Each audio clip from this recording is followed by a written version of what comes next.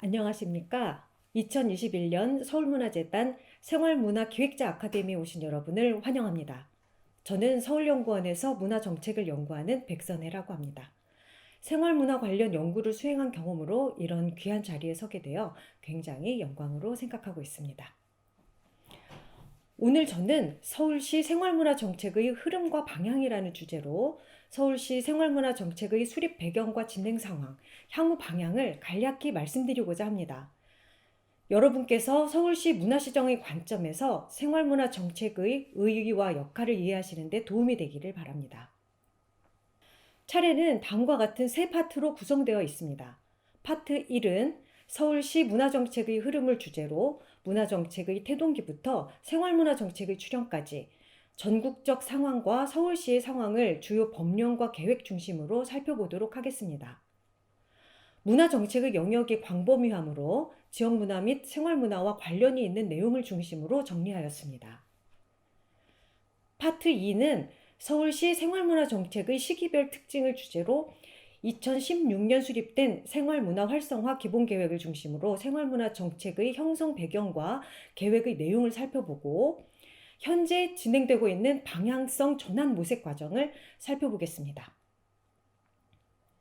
마지막으로 파트 3은 위드 코로나 시대 생활문화 정책의 방향입니다. 사실 코로나 상황이 어떻게 진전될지 예상하기 어려우나 생활문화 정책이 시민의 생활 방식과 밀접한 관련이 있는 만큼 향후 서울시 생활문화 정책에서 고려해야 하는 사회적 변화 지점들을 현재적 상황을 중심으로 살펴보고 앞으로 서울시 생활문화 정책의 나아갈 방향에 대해 함께 고민해보는 시간을 갖겠습니다. 그럼 파트 1, 서울시 문화정책의 흐름부터 살펴보도록 하겠습니다. 서울시 문화정책의 흐름은 전국적 흐름과 일맥상통하는 부분이 있습니다. 이에 우선 국내 문화정책의 변화 과정을 살펴보고 다음으로 서울시 문화정책과 문화기본계획을 중심으로 서울시 문화정책의 변화 과정을 살펴보도록 하겠습니다. 저는 국내 문화정책을 크게 세 시기로 구분할 수 있을 것 같습니다. 1970년대에서 1980년대까지 문화정책의 성장기, 1990년대 문화복지정책의 본격화 시기, 그리고 2000년대 이후 문화분권과 생활문화의 등장이 그것입니다. 전쟁 후 복원에 여념이 없던 1960년대는 문화정책을 논할 수 있는 상황이 아니었죠. 사실 우리 사회는 일제강점기와 한국전쟁을 겪으면서 문화의 역사적 단절이라는 큰 상처를 입었습니다. 문화와 가치의 회복은 매우 시간이 걸리는 일이라는 점에서 크게 안타깝습니다. 문화정책이 제도적으로 형성되기 시작한 것은 1968년 문화공보부의 발족부터라고 할 수 있겠습니다. 이후 1972년에는 문화예술진흥법이 제정되고 문화예술기금, 문화예술진흥원이 설립됩니다. 1970년대 문화정책의 목표는 우리나라 고유한 철학과 주체성이 기반한 문화예술 유산 발전과 민족문화 창조였으며 문화예산의 60% 이상이 문화재 보존에 사용되었습니다. 1980년대는 지역문화의 중요성에 대해 인식하고 지방문화의 육성 및 활성화에 문화정책이 중점을 두게 됩니다. 수도권과 지방 간 문화격차 문제가 드러나면서 문화격차 해소와 지방문화의 육성 및 활성화를 강조하게 되었던 것이죠. 세문화정책, 지방문화예술 활성화 종합계획, 그리고 1984년 지방문화중흥 5개년 계획 등 일련의 계획들이 발표되면서 문화정책의 목표는 국민의 문화 향유 기회 확대를 위해 민족문화 창달에서 문화복지로 전환됩니다. 그 결과 문화격차 해소와 균형 발전, 지방문화의 활성화를 위해 문화시설 건립이 본격화되고 각종 시설들이 전국적으로 건립되기 시작합니다. 이 시기에 지역문화가 처음 강조되기는 하지만 사실 이것은 국가 전체 차원에서 수도권과 지방 간 문화 격차에 초점을 둔 것으로 현재적 의미의 지역문화나 생활문화와는 다소 거리가 있습니다. 1990년대는 문화복지정책이 본격화되는 시기입니다. 1995년에 지방자치제가 시작하면서 지난 시기 수도권과 지방 간 문화격차 문제는 지역 간 문화격차 해소 문제로 확대되었습니다. 또한 당시는 문화가 문화산업이나 관광과 같은 경제적 가치를 창출하는 영역과 결합되면서 지역문화를 지역 주민들의 삶의 질 제고 및 지역의 경제적 발전을 위한 기회로 인식하기 시작하였습니다. 당시는 국가 간 경쟁에서 도시 간 경쟁으로 더 나아가서 전면화됐던 상황이어서 축제와 문화행사, 대규모 문화시설 건립 등을 통해 문화를 도시 마케팅 수단으로 적극적으로 활용하는 정책들이 펼쳐집니다. 1980년대에 대두되기 시작했던 문화복지가 90년대에는 문화정책의 핵심으로 강조되게 됩니다.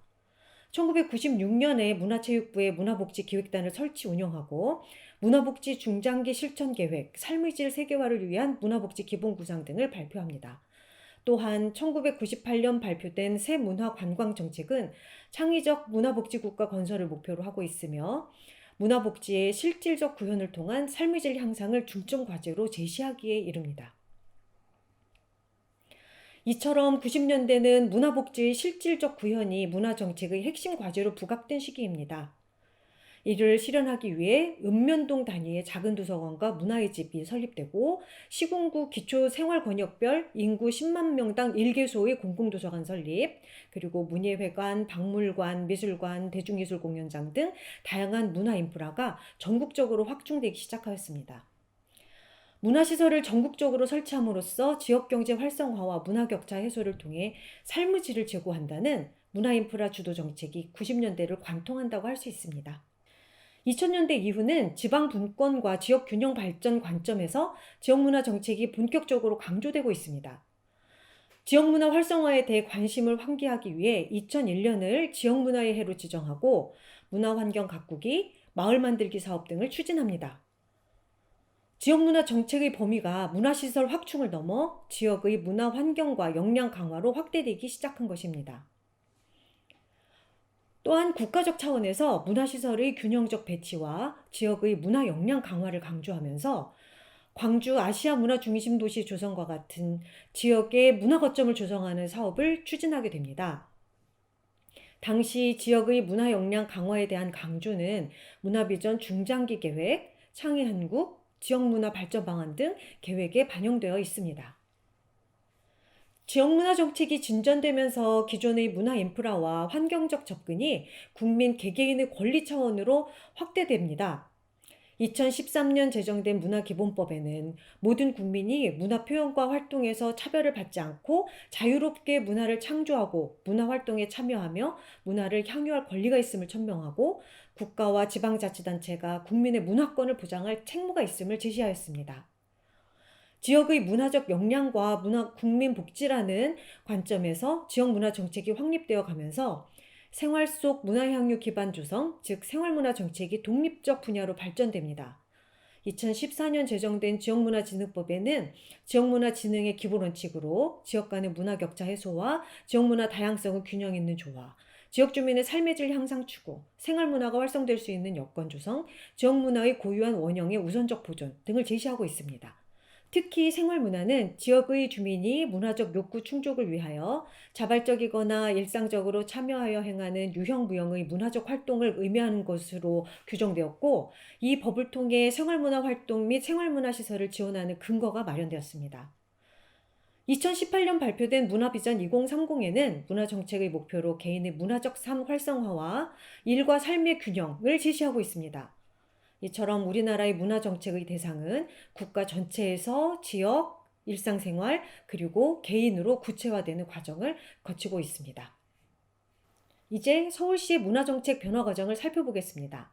잘 아시는 것처럼 서울은 세계적으로 유례없을 만큼 급격한 변화를 거쳐온 역동적인 도시입니다.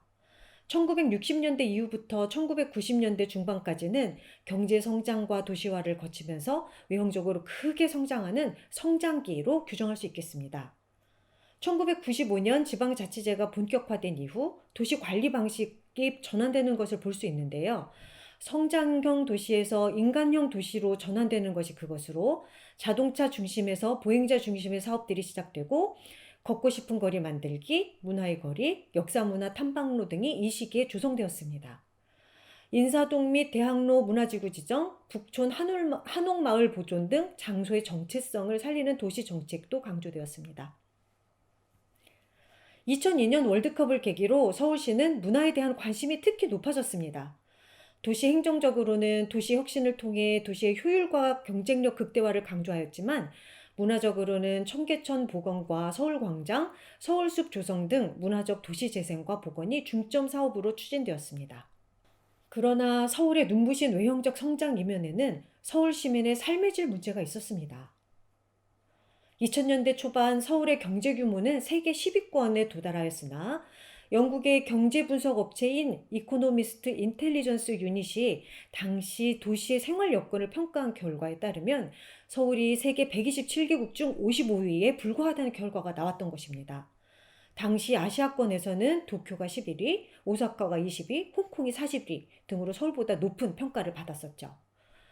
이에 서울에 새로운 도시관리 패러다임이 필요하다는 주장이 펼쳐졌고, 이에 문화도시가 전면에 등장하게 됩니다.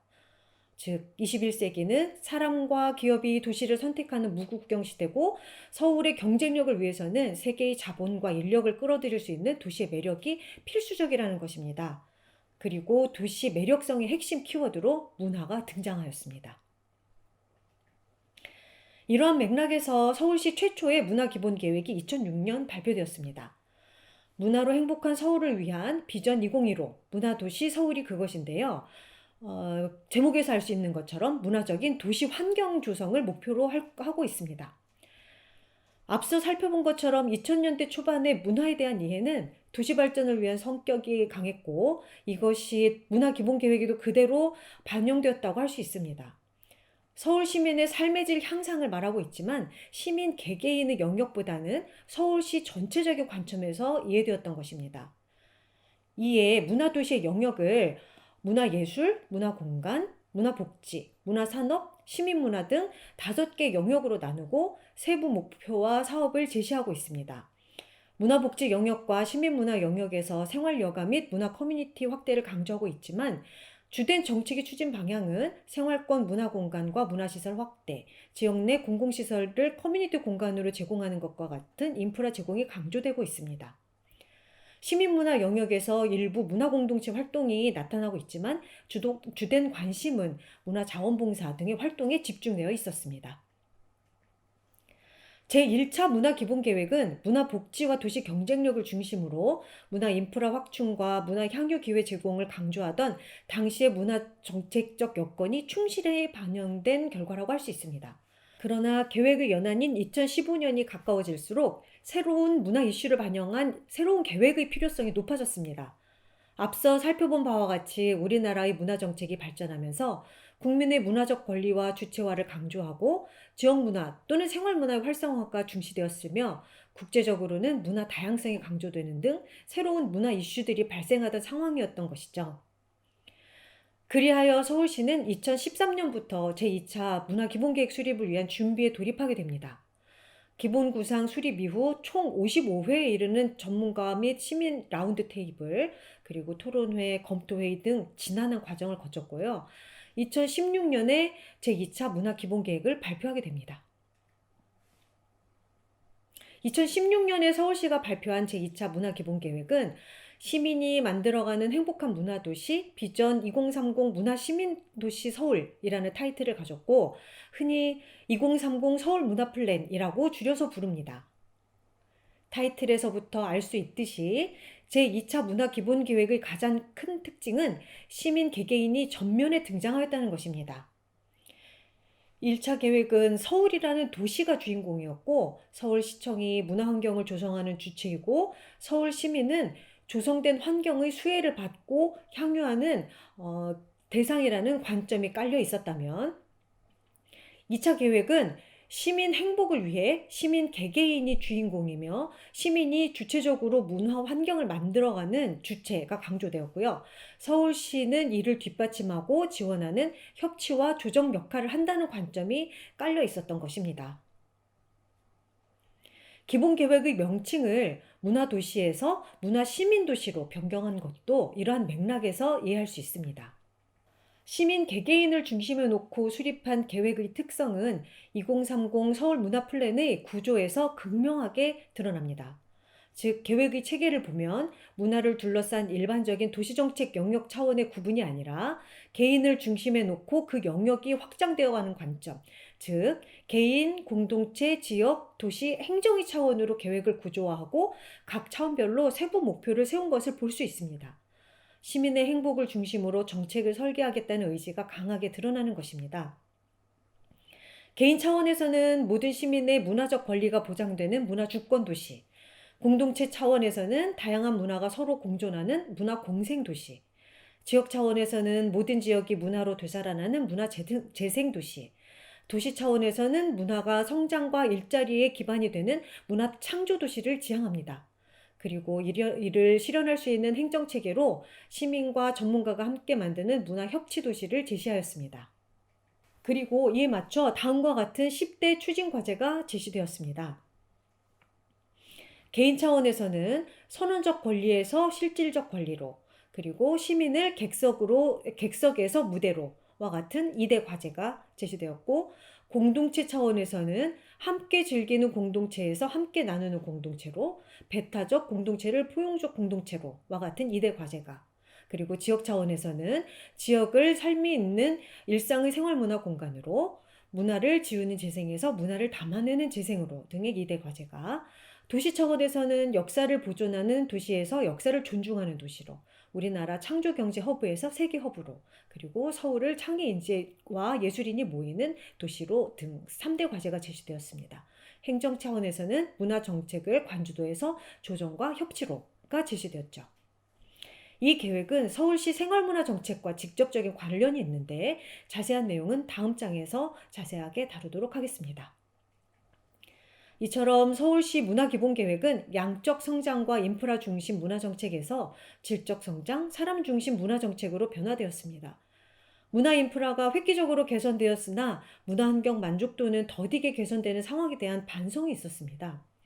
실제로 서울시가 역점적으로 문화 인프라와 환경을 크게 개선했음에도 불구하고 서울 시민의 문화 환경 만족도는 2006년 5.18점에서 2013년 6.41점으로 약 1.23점 향상에 그쳤습니다. 시민의 문화적 만족과 행복 증진을 위해 문화적인 도시 환경 조성에서 각 개인의 문화적 삶을 향상하는 문화 시민 도시로 문화 정책 목표가 전환된 것입니다. 이 과정에서 시민의 문화적 권리가 적극 강조되었습니다. 이는 모든 사람이 문화예술을 창조하고 참여하며 향유할 권리가 있다는 문화민주주의의 관점이 반영된 것이고 문화기본법의 기본 이념이 투영된 것이기도 합니다. 그리고 이 가운데 특히 생활 속 문화활동이 촉진됩니다.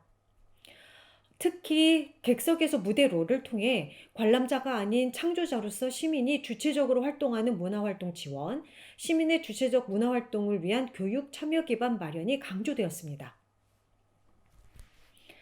2030 서울 문화 플랜에 따라 서울시는 2017년에 문화 관련 3대 조례를 재개정하였고 이로써 서울시 문화정책 추진의 제도적 기반이 확충되게 되었습니다. 서울시는 문화도시 기본조례를 2006년에 제정한 바 있는데 이는 시민의 삶의 질을 높이고 서울의 국제 경쟁력을 향상시킬 것을 목적으로 하였습니다. 여기에 새로운 문화비전의 가치를 담아 2017년에 문화도시 기본조례를 전부 개정하게 된 것인데요. 시민의 문화적 삶의 질 향상과 시민 개개인의 문화 행복 실현을 문화도시의 목적으로 명시하고 시민의 문화적 권리로 성별, 종교, 인종, 세대, 지역, 사회적 신분, 경제적 지위나 신체적 조건 등에 관계없이 문화 표현과 활동에서 차별을 받지 않고 자유롭게 문화를 창조하고 문화 활동에 참여하며 문화를 향유할 권리를 제시하였던 것입니다. 그리고 시민의 문화적 권리, 문화권 보장을 시장의 책무로 규정하였습니다. 시민의 문화적 권리의 보장은 나 자신의 문화적 표현의 자유, 권리를 보장하는 것뿐만 아니라 다른 사회 구성원의 문화적 표현에 대한 존중도 함께 보장함으로써 이루어질 수 있습니다. 이에 시민의 문화적 삶의 질을 향상시키고 문화 다양성에 기초한 문화도시 실현에 기여할 것을 목표로 문화 다양성 보호와 증진 조례가 제정되었습니다.